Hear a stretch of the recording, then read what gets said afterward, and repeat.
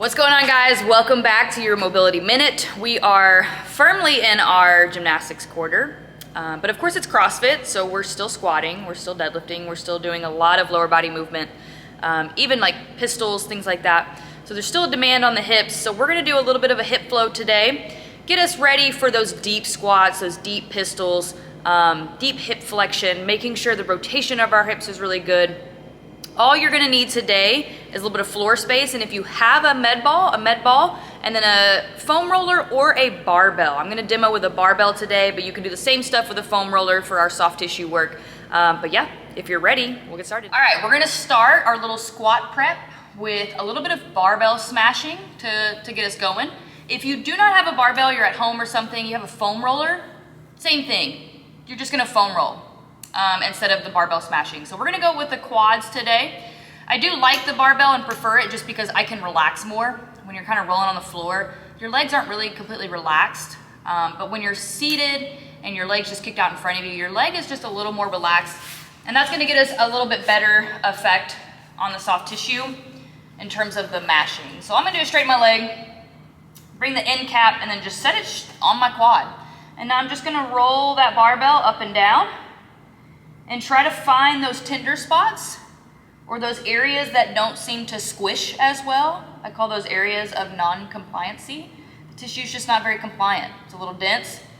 That's a problem because if it's non-compliant to my pressure, it might also be non-compliant to movement, lengthening and contracting. And so we want to try to make that tissue a little more compliant, a little bit softer, a little bit more mobile. And that's what we're really doing with any kind of smashing or soft tissue work.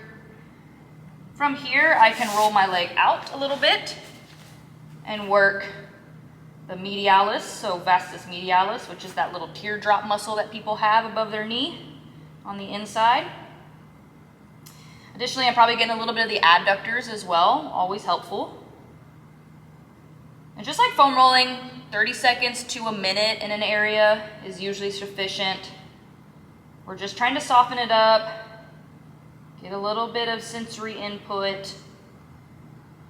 Helps increase our proprioception, our body awareness. And you'll definitely probably find some tender spots on the inside of the leg. I know I do. Ooh, goodness. When you're ready, we'll go ahead and switch. Just spin around. And the same thing on this side. Start on top of that quad. Get a few long rolls. Search for those areas that are a little bit denser, maybe a little tender. And just spend a little time there. I like the barbell because you can just leave it there too. Just let it sit. Your tissue will slowly creep, slowly sink. Just get a little bit softer. Also just kind of feels good. I think it feels good.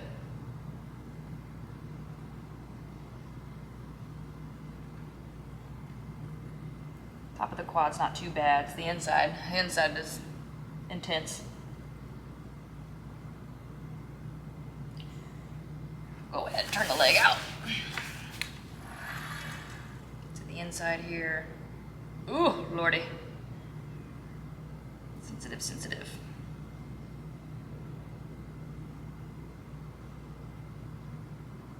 We are gonna stretch the ankles after this.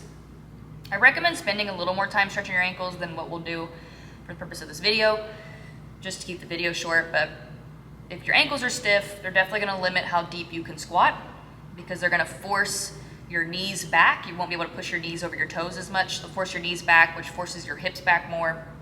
And you have more of like a bent over squat rather than kind of like a sink straight down. And if you're trying to do something like pistols, it's gonna be almost impossible to reach depth to get that hip crease below the knee if you have stiff ankles. And that's really the problem with a lot of people. If you fall backwards when you do a pistol, you probably have really stiff ankles. So we are gonna stretch the ankles. Now the ankles, anything in the lower leg, the connective tissue is so dense, it's really hard to change. So it takes quite a bit of time, consistent, frequent stretching of the ankles before they really start to open up. So if you have stiff ankles, you can't just stretch them once a week. You probably gotta stretch them 3, maybe even 4 times a week to get them to open up. And additionally, those stretches have to be kind of long duration, so like 2 minutes. Okay, that's enough of that. I've had enough of that. So using the barbell, just a little bit of weight on my knee. I'm gonna bring this barbell out to the side. I'm gonna take the end cap and I'm gonna put it on my knee. That's just gonna give my knee a little bit of weight to push it forward. And then I'm just gonna sink my body on top of that as well. And you can see my ankle is really being stretched here on the back side. That's what I want. And I wanna make sure that my knee is being pressed out over my middle toes. So if the knee's coming in too hard, that's gonna change the stretch on the ankle. Same thing if it's coming out to the side too hard, less common, but some people will push their knees out. I wanna make sure that knee is right over my middle toes. And we're gonna hold for about a minute, and then we'll switch. Like I said, if you're really trying to change your ankles, you have stiff ankles, hold this for longer. Hold this for longer, and maybe even grab a kettlebell that has a little more weight, like a 35-pound or a 55-pound kettlebell, and do this with a kettlebell to really force that knee over the toe and get that deep ankle stretch.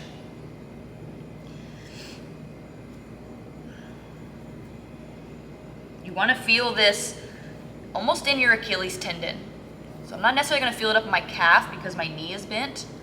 I'm going to feel this lower, and that's really what I want. When I'm squatting, my Achilles and the connective tissue of my ankle is what's going to limit me more than anything. My calf, because my knee's bent, is really not going to limit me. The muscle itself is probably not the problem. It's more of the connective tissue a little bit lower.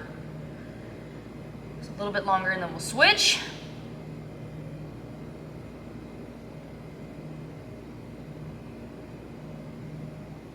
All right, so I'm just gonna slide this barbell across. And we'll stretch the other ankle. And same thing, I'm just gonna check, make sure that knee is over that middle toe. Put the barbell end cap on top of my knee. And that way I can just relax. I can put as much of my weight on it as I want to. This is my easy ankle. My right ankle is not as good as my left.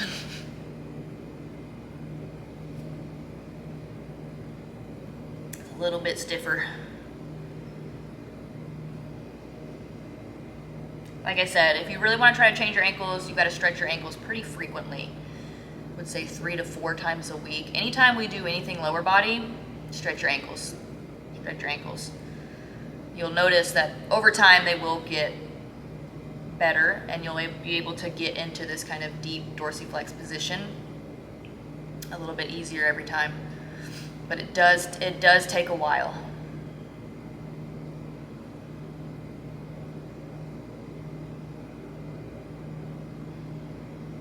A little bit longer. From here, we're gonna do some 90-90 work. I know it's everybody's favorite, but we're gonna make it a little more challenging. We're gonna kind of flow.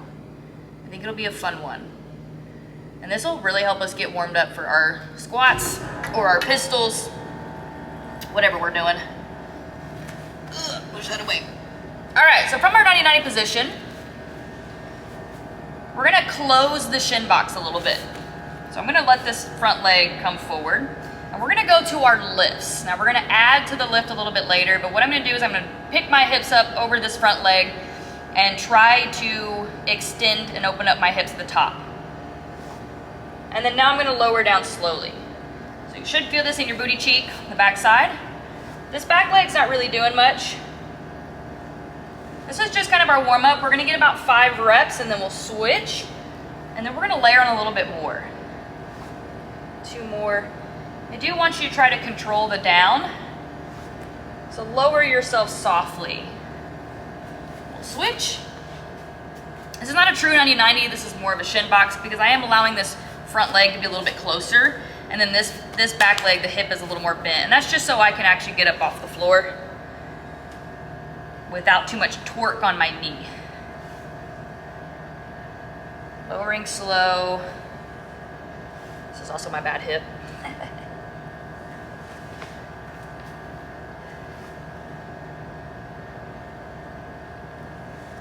One more. Like I said, this is just our warm up. More good stuff to come.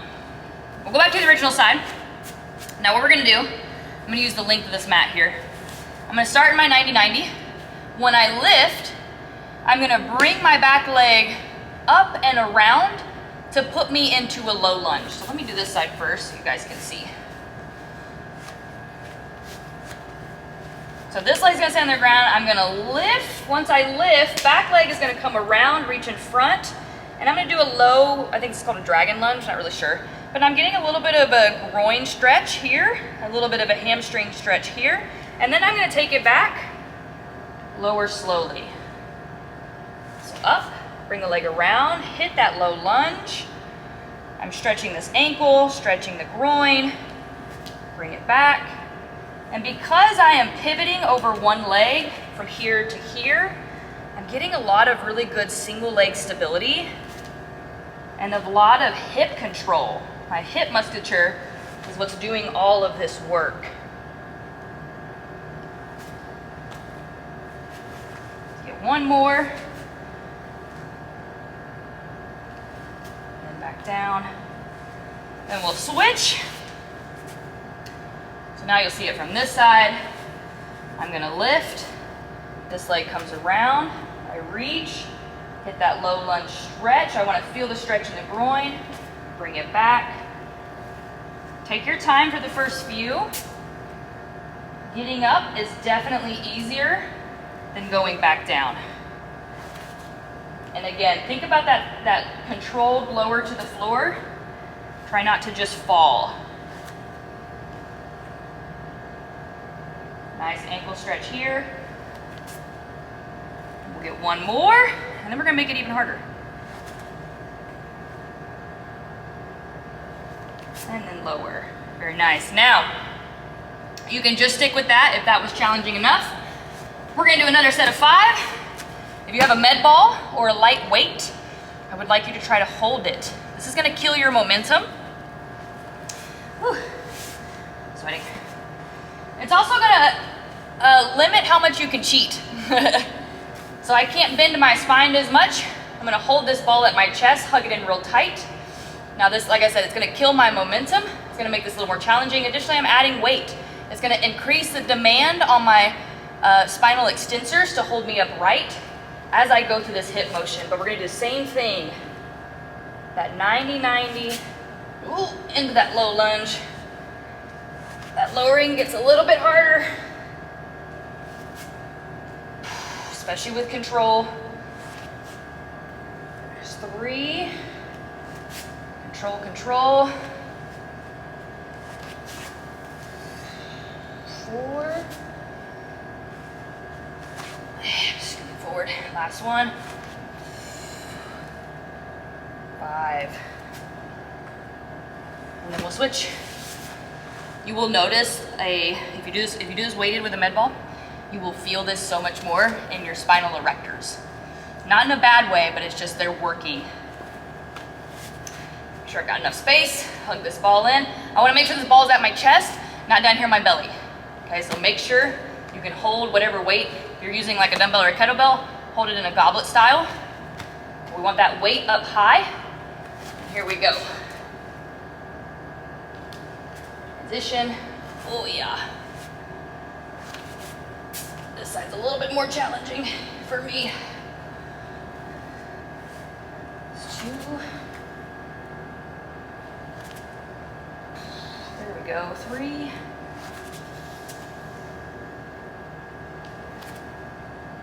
One more.